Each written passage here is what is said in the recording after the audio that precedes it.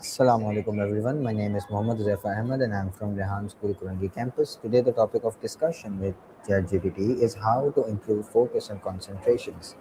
This is the last task for talking with ChatGPT, and so let's start. Hey ChatGPT, today the topic of discussion with you is how to improve focus and concentration.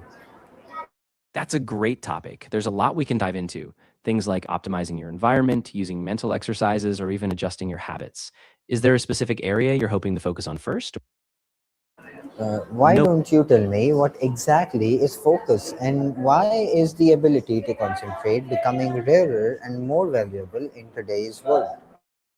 That's a really thoughtful question. So, focus is essentially the mental ability to direct your attention on a task or stimulus without getting distracted. And it's becoming rarer because we live in this hyper-connected world.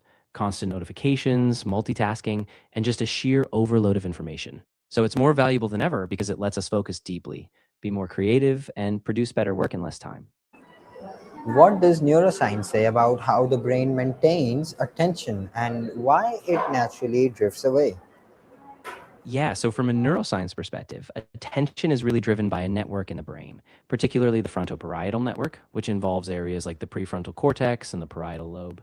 The brain's always bouncing between top down control, like when you deliberately focus, and bottom up distractions, like sudden noises or thoughts popping up. So natural drift happens because it's basically a tug of war. Our brain is wired for novelty, so it tends to wander unless we actively bring it back. Now, what's the main difference between shallow focus and deep focus, and why does it matter for the quality of your work? Great distinction. So, shallow focus is when your attention is just kind of skimming the surface, like multitasking or jumping between tasks. It's more fragmented. Deep focus, then, is when you're fully immersed in a single task, often for an extended period, and it really lets you engage creatively, solve complex problems, and produce higher quality work. So, the difference really matters because deep focus boosts creativity, accuracy, and even satisfaction in your work. What are the biggest internal and external enemies of concentration that most people don't even notice? Yeah, that's a really good point. Internally, one of the biggest enemies is what's called mental chatter, those constant background thoughts, anxieties, or even just daydreaming that we don't even notice. Externally, the biggest culprits tend to be constant digital interruptions, like notifications, emails, or even just a cluttered workspace. So often it's these subtle habits or patterns that people overlook, but they can really sabotage concentration.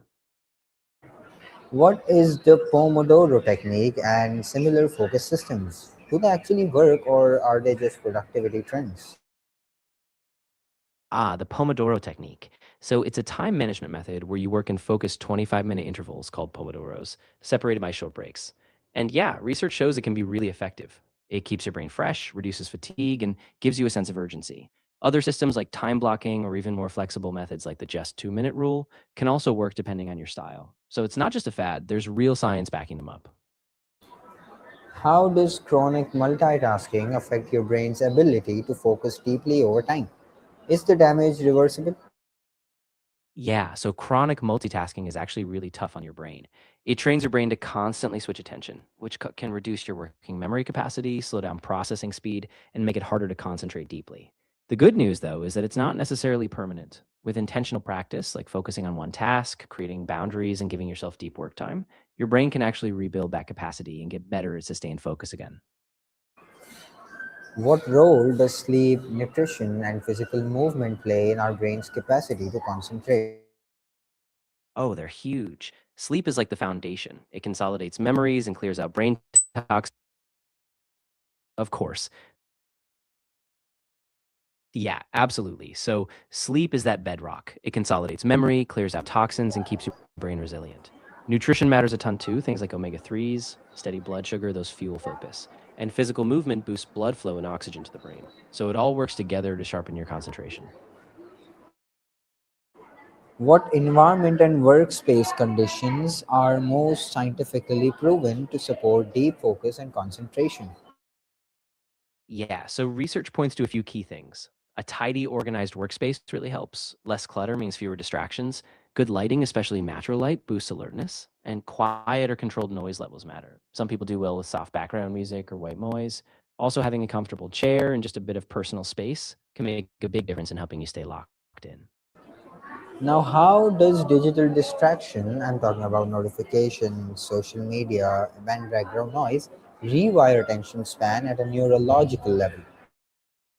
Yeah, so on a neurological level, constant digital distraction basically hijacks your brain's reward system. Every notification is a little dopamine hit, so you get this loop of craving novelty. Over time, your brain adapts. You become more reliant on those quick hits, and it actually reduces your ability to focus deeply.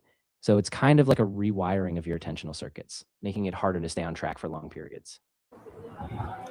Now let's try to go over the fix of the problem that you just mentioned and we discussed. So, how do the most focused people in the world, aka surgeons, chess grandmasters, and elite athletes, train and protect their concentration? And how can we, as the average people, implement that in our daily life and get the most benefit out of it?